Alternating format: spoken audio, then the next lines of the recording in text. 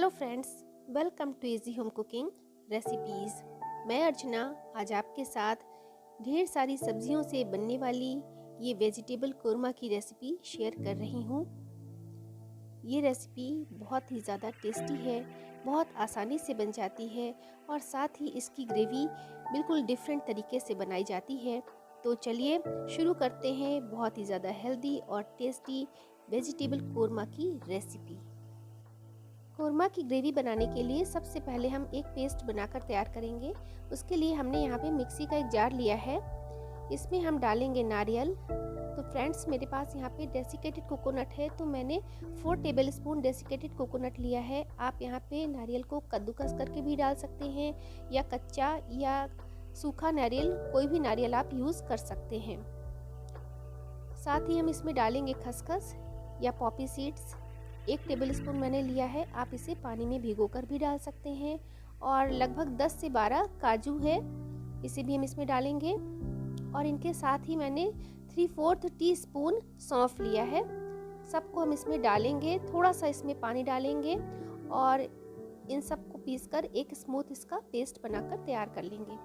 तो ये देखिए, हमने सबको पीस लिया है और बिल्कुल स्मूथ सा ये पेस्ट हमारा बनकर तैयार हो गया है। इसे हम एक साइड में रखेंगे और अब हम कोरमा बनाने की रेसिपी शुरू करते हैं। तो कोरमा बनाने के लिए हमने यहाँ पे एक पैन लिया है। इसमें हम सबसे पहले डालेंगे घी। यहाँ पे मैंने देसी घी का यूज़ किया है फ्रेंड्स, आप इसकी जगह पे तेल या बटर कुछ भी ले सकते हैं। तो लगभग 2.5 से 3 टेबलस्पून मैंने यहाँ पे घी लिया है। घी को हमने हल्का सा गर्म कर लिया है। अब हम इसमें डालेंगे जीरा। 1 टीस्पून मैंने जीरा लिया है। इसके बाद इसमें हम डालेंगे एक तेज पत्ता, एक छोटा सा टुकड़ा दालचीनी का है, 4 छोटी इलायची, 4 लौंग और साथ ही एक चक्रफूल है। सबको हम हल्का सा भून लेंगे। इसके बाद इसमें हम डालेंगे प्याज। यहाँ पे मैंने एक मीडियम साइज की प्याज ली है, जिसको पतला पतला काट लिया है। इन्हें हम हल्का सा चला लेंगे।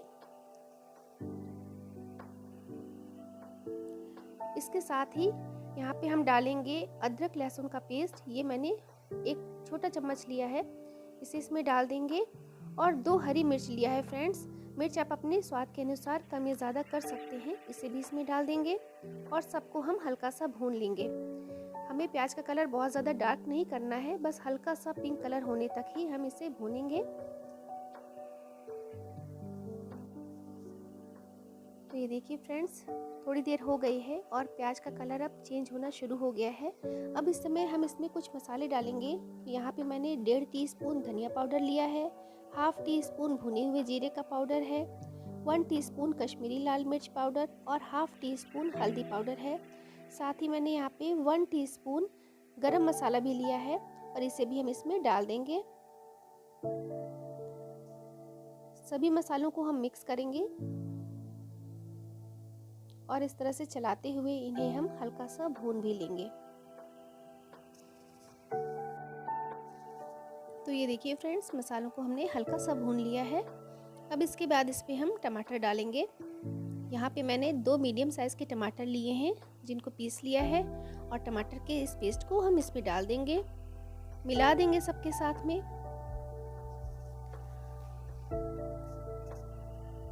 अब हम इसमें नमक डालेंगे। तो यहाँ पे मैंने एक छोटे चम्मच से थोड़ा सा ज़्यादा नमक लिया है। नमक आप अपने स्वाद के अनुसार ही डालें। नमक को भी हम मसालों के साथ अच्छे से मिक्स कर देंगे।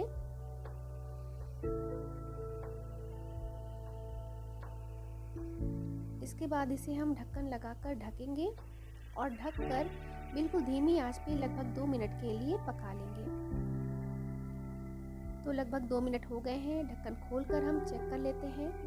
तो ये देखिए फ्रेंड्स, टमाटर और मसाले पक गए हैं, मसालों से घी रिलीज हो रहा है। सबको हम एक बार फिर से चला लेंगे। इसके बाद इसमें हम कुछ वेजिटेबल्स डालेंगे। तो यहाँ पे मैंने एक मीडियम साइज़ का आलू लिया है, जिसको छोटे छोटे पीसेस में काट लिया है। एक मीडियम साइज़ की गाजर है, इसको भी छोटे छोटे पीसेस में काटा है। थोड़ी सी फूल गोभी है।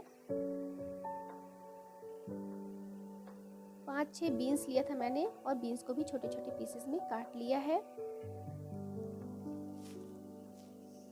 इसके साथ ही यहाँ पे मैंने आधे कप से थोड़ा सा ज़्यादा हरी मटर के दाने लिए हैं, इसे भी इसमें डाल देंगे। सब्जियों को फ्रेंड्स आप अपनी पसंद के अनुसार थोड़ा कम या ज़्यादा कर सकते हैं, या जो भी सब्जियां आपको पसंद हैं उन्हें आप इसमें डाल सकते हैं। सबको हम अच्छे से मिक्स करेंगे और इस तरह से मिलाते जाएंगे और सब्जियों को हम थोड़ी देर के लिए हल्का सा भून भी लेंगे।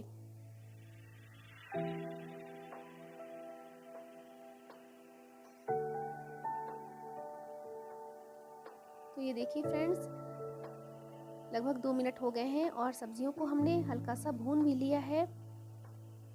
अब इसके बाद इसमें हम पानी डालेंगे। तो यहाँ पे मैंने 1 कप पानी लिया है और इसे डाल देंगे।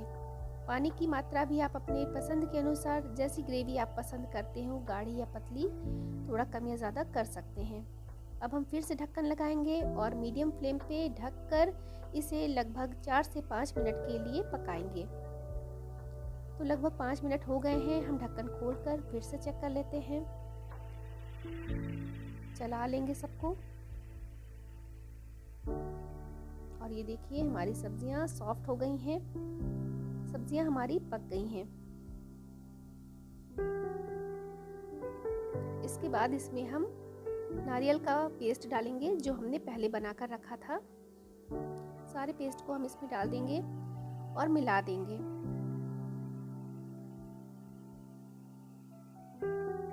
तो आप देख रहे हैं फ्रेंड्स कि इस पेस्ट के पड़ते ही हमारी सब्जी का कलर बिल्कुल चेंज हो गया है।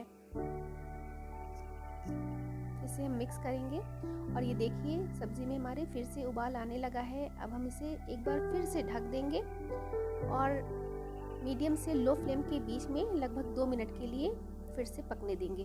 तो लगभग 2 मिनट हो गए हैं, हम ढक्कन खोलकर इसे देख लेते हैं, चला लेंगे।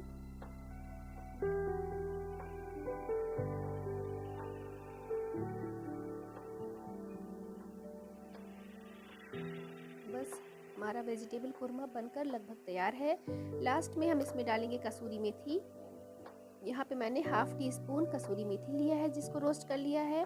साथ ही मैंने इसमें थोड़ी सी हरी धनिया भी डाली है और सबको हम अच्छे से मिक्स कर देंगे। तो बस हमारा वेजिटेबल कुरमा बनकर बिल्कुल तैयार है। ये लीजिए, मैं आपको इसे पास से दिखाती हूँ। ये देखिए हमारी सब्जी कितनी अच्छी लग रही है। तो चलिए अब हम इसे एक सर्विंग बाउल में निकाल लेते हैं। देखने से ही पता चल रहा है कि हमारी ये सब्जी, ये वेजिटेबल कुरमा कितना ज़्यादा टेस्टी बना होगा। ये सबको बहुत ज़्यादा पसंद आता है, बच्चों को भी पसंद आता है, बड़ों को भी पसंद आता है और इसे बनाना भी बहुत आसान है और ढेर सारी सब्जियों से ये मिलकर बनता है, इसलिए ये बहुत ज़्यादा हेल्दी भी होता है। ऊपर से थोड़ी सी हरी धनिया डालकर हम इसकी गार्निशिंग कर देंगे। तो ये लीजिए फ्रेंड्स, हमारा वेजिटेबल कुरमा बनकर बिल्कुल तैयार है। तो फ्रेंड्स, आपको मेरा ये वीडियो कैसा लगा?